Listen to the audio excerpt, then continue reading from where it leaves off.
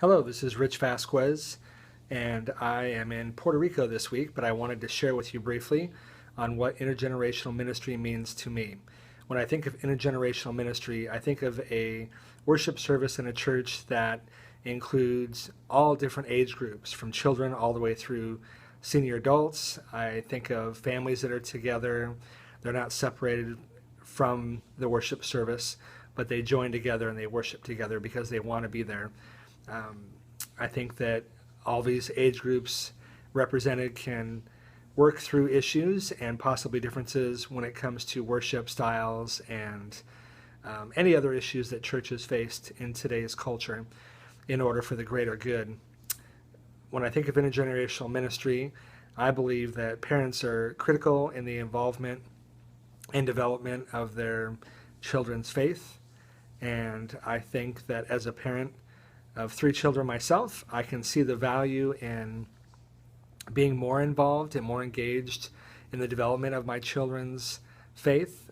Faith is something that I can't just hand off to them like something off of a shelf, but they have to actually see me living out my faith daily. I should be engaged in conversation in helping them also develop practices in their own spiritual life. No matter how young they are, I think I can have an impact in being more involved that way. And I think that many parents lack training, and they probably oftentimes with their busy schedules don't find time to do those things.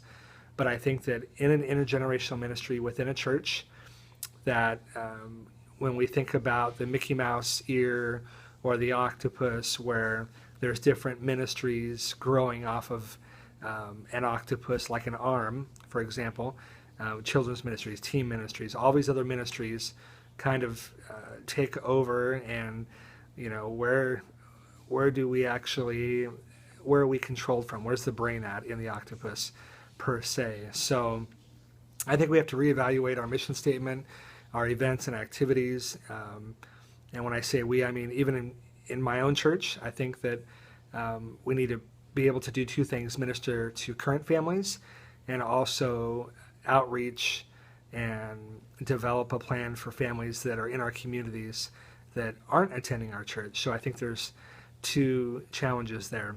I think that within intergenerational ministry, there are times where you're going to have